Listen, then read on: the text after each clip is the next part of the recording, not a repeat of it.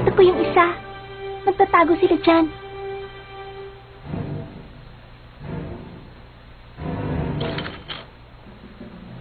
Sumpain kayong mga spider. Kung aatake kayo, di ko kayo uurungan. Huwag mong gagawin niyang kurapit ka! Wala tayong laban sa tatlong yan! Madedehado tayo! Maghunos dili ka!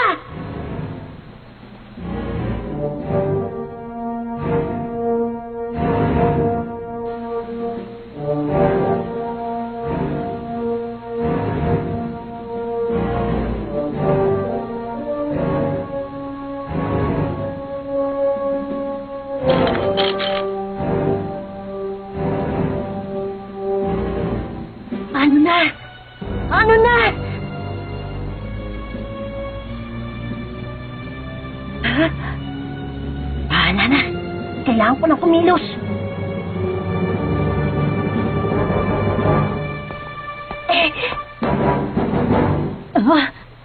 Naloko na. Gon, anong ginagawa mo?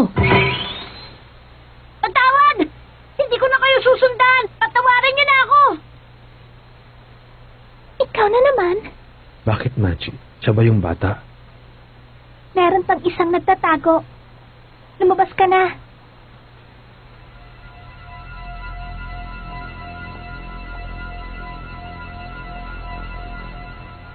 Anong kailangan ninyo? Wala nang gatipala kapag kami nahuli nyo. Ano? Talaga? Bakit naman?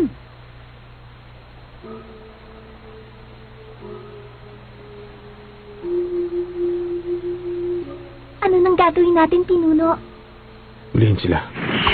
Ah!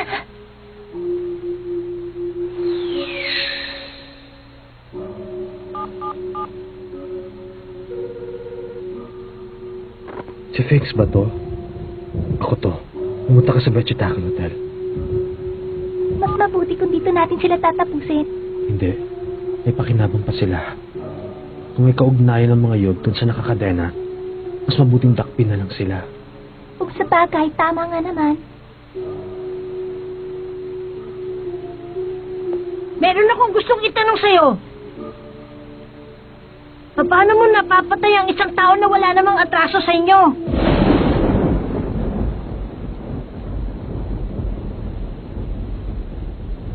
Kahit sumuko ka na, kitang-kita pa rin ang galit mo. Nakapagtataka. Tungkol dun sa mga tanong mo, mas madali kasi kung wala silang atraso sa akin. Mahirap ang sagot dyan sa tanong mo. Di ko masabi ang dahilan. Pero hindi ko ito ginusto. Pero kung pag-iisipan ko, hindi ko na lang sasabihin. Ano ba siya? Pinuno, Diretso tayo sa hotel at hihintayin natin doon ang grupo ni Finks.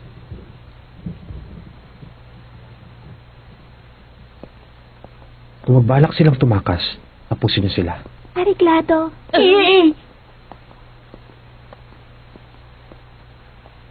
Kailangan tumistansya tayo sa kanila. Kung hindi, matitikman nila tayo. Delikado sila kapag magkasama. Kainis. Kailangan mo magpasensya. Warapi ka. Alam ko na yon. Kung alam mo, gawin mo! Dahil sa pagwawalang bahala mo, talaga yung dalawang kaibigan mo sa panganib. Alam mo ba kung bakit usa silang sumuko sa grupo na yon? Alam mo ba? Kapag nahuli ka nila, wala nang makakapiga sa spider. Pasensya na. Kahit sino naman ito pwedeng magkamali. Ang importante ngayon ay mahabang pasensya. Tama.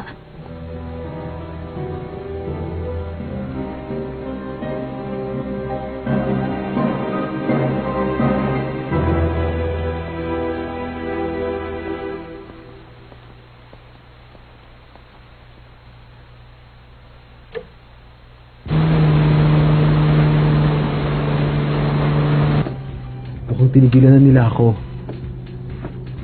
Pero hindi pa rin tapos ang problema. Hindi ka kamamatay ang trabaho ito tulad ng pinuno namin si Dartzorn na namatay sa kababantay sa walang kwentang paslit na yon.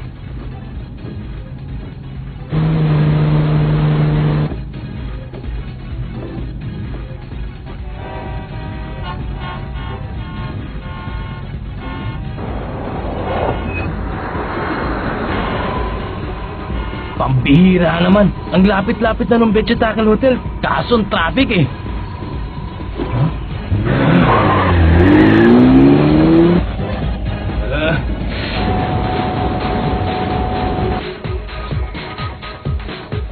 Nagbabalak siyang umalis sa lungsod. Mga 50 kilometro kada oras ang takbo niya. Alin kaya yung nakakadena? Yung hinahabol natin o yung hinahabol ng pinuno? Ang mahalaga, mawawala na sa loob ng ilang oras yung peking ginawa ni Company. Wala na tayong oras. Kainis, hindi siya makakatakas. Bigla siyang bumagal. 30 kilometro kada oras.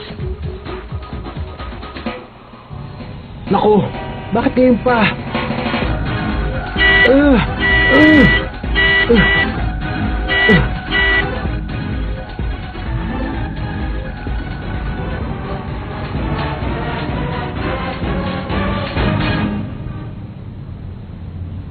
Cordabi, Nandun siya. magaling! Easy lang. Easy lang. Sa sitwasyong ganito, dapat hindi tensyonado.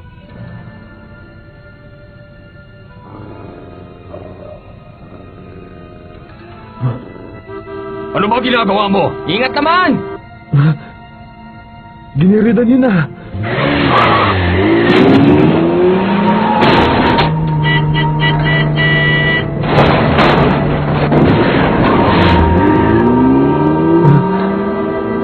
Ano nangyayari?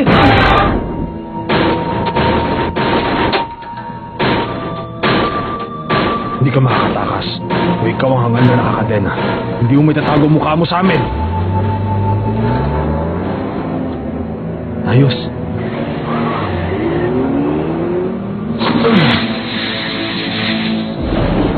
Lagot ka ngayon! Ah!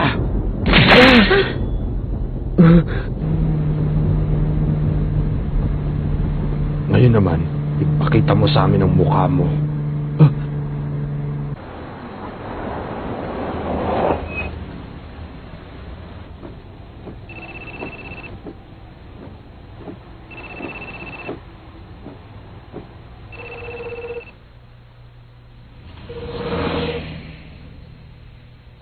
Kamusta si Squara? Hindi siya sumasagot. Sana naman, natakasan niya sila. Loko na. Hindi siya nakakadena. Oo, pero kasali siya sa listahan.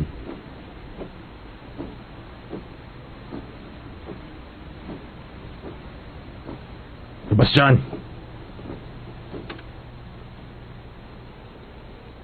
Lagot. Kahit wala sa itsura ko, may kakayahan ako. Nasisilip ko ang hinaharap. Hindi nagmiminti sa mga kutob ko sa mga nangyayari. Kahit kailan hindi pa ito nagkamali. Masama ang kutob ko. Nang mamamatay ako sa pagkakataong ito.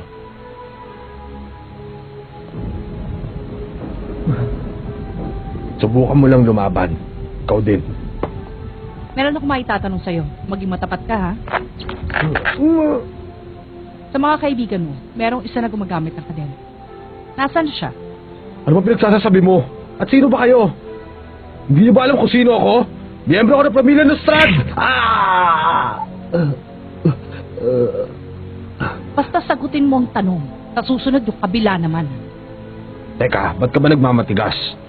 Umayo ka ng maayos, sagutin mo ang mga tanong namin sa'yo. Naaalala mo ba si Inton? Siya yung higante na dinakip ninyo. Anong ginawa niyo sa kanya? Ano? Nakatakas siya. Wala akong nalalaman tungkol sa kanya. Eh, yun namang iba. Nauna na sila sa akin eh. Sa totoo lang, pabalik na rin ako eh. Isa kang sinungaling.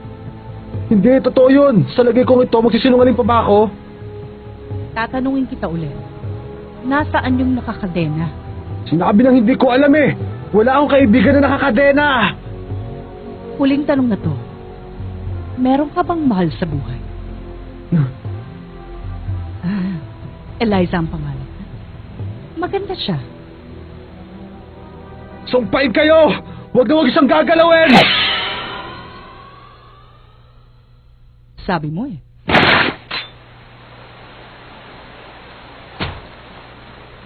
Masyado kang malipot eh.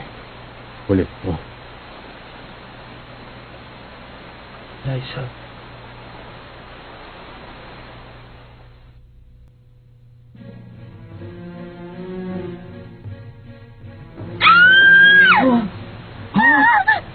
Grabe! Pinas lang siya! Ano? Nakuha mong impormasyon tungkol sa nakakadena. Aba, syempre. Matrabaho ko eh, kwento ko pa. Ililipat ko sa inyo ang alaala niya. Ililipat? Gamit ko. Ah.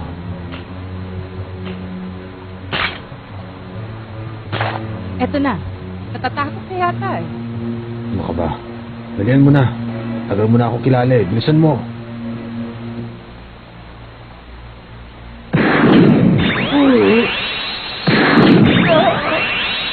Naku! Ngayon yung kasama naman niya, pinaputukan niya! Ano ba yung mga taong yan?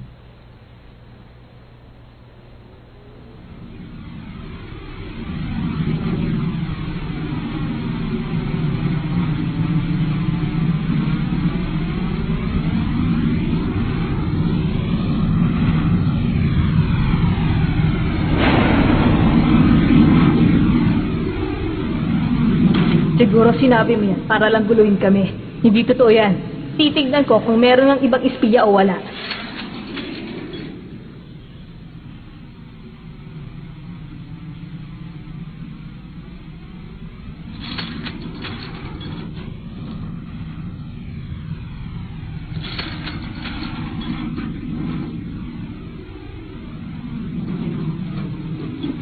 Sabi na nga ba? Tama ang hinala ko. Ikaw yung espiya.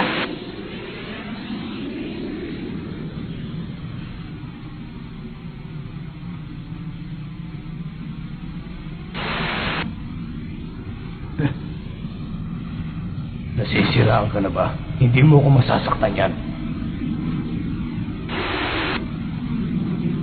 Teka! Kurapi ka! Ano bang binabalak mong gawin? Basta, manood ka na lang. Mauhuli ko siya. Teka! Huwag muna! Hintayin natin ang desisyon ni Dark Zord! Hindi importante yon.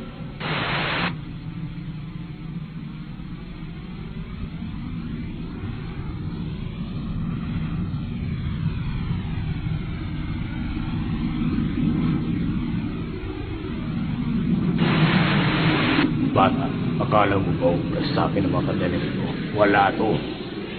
Kung hindi mo ko Tumahimik ka. anong hinihintay mo? Sinasabi ko sa'yo, pagkakataon mo na, huwag kang mag-aksaya ng panahon. Masyado kang mayabang.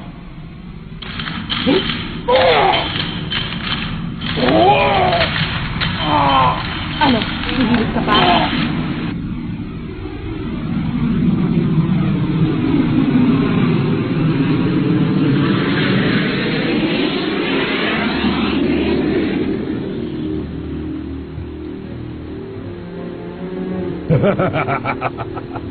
Ganun pala.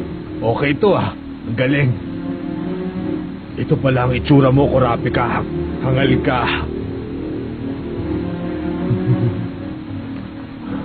Hindi ko makakalimutan ang mukha at pangalan mo. Tandaan mo!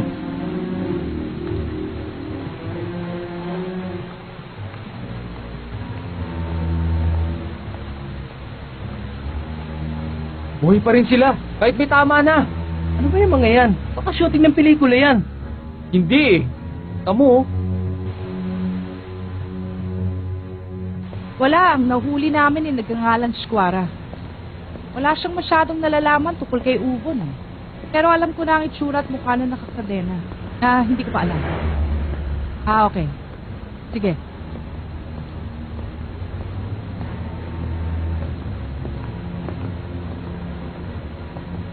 Alam ko na. Maghintay tayo sa Bechetakil Hotel. Alam na nila kung sinong nakakadena. 3 miyembro na lang natitira. Tayo na.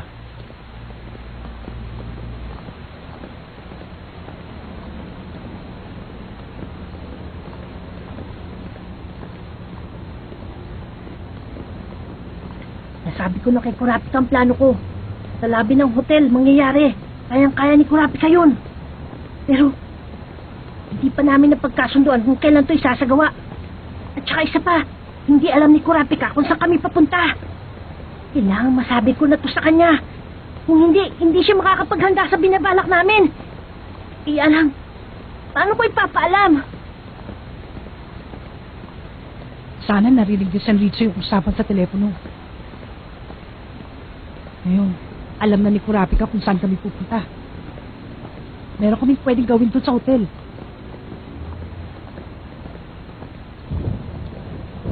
Tamang-tama sa sitwasyong ito. Siguradong mabibigla sila. Sana mauna sila makarating doon para makapaghanda na sila sa gagawin namin. Problema lang, kailan namin gagawin? Imposible yun kung walang kasunduan. Isang iglap lang, tapos na ang lahat. Bahuli lang ng kalahating segundo, hulilyaso na. Kailangan walang papalito sa planong to. Kailangan walang magmimintis. Kailangan akong makaisip ng paraan para maipaalam sa kanilang plano at kung kailan gagawin ito. Kung hindi magtatagumpay ang plano.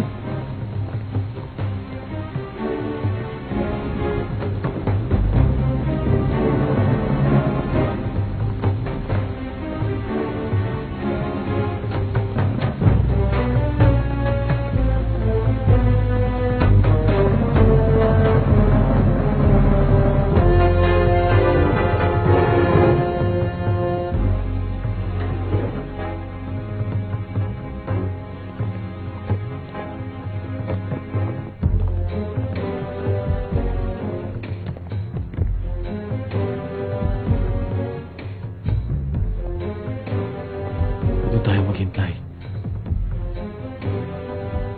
Naku, masyado na silang alerto. Sa puntong ito, siguradong nagbabantay na sila at naniniguro sa lahat ng papasok sa lugar na ito. Sana nauna na sila dito bago kami.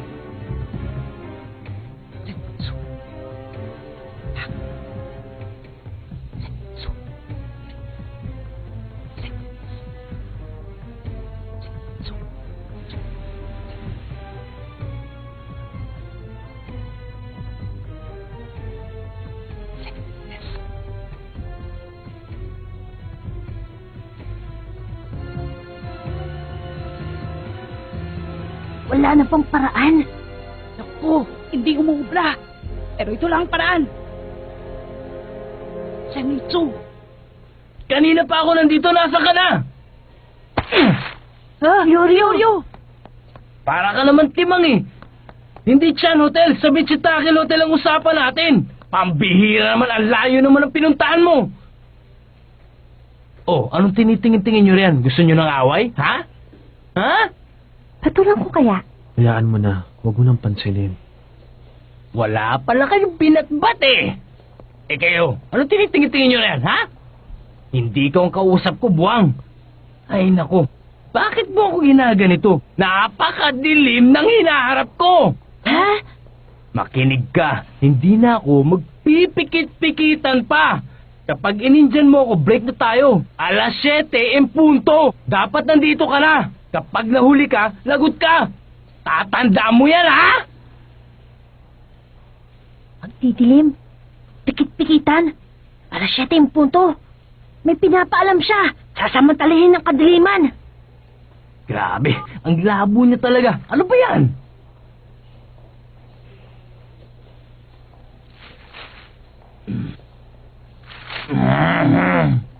Mahigit sa kalahating segundo ang kakailanganin para makalusot ako sa mga gapos na ito at para makagawa ng atake. Kayang-kaya ko yun! Kakailanganin nila na ilang segundo para makakita sa dilim. Yun na ang pagkakataon ko! Ngayon, ang susunod na kanta para sa programang ito ay ang huling request na aming tasagampin para sa oras na ito. Ang pamagat Moonshine. Sana maibigan nyo. Ito ang inyong DJ Michiko.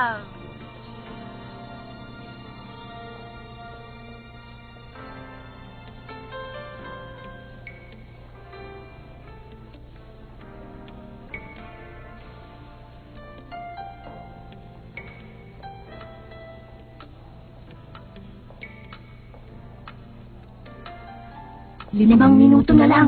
Laban na!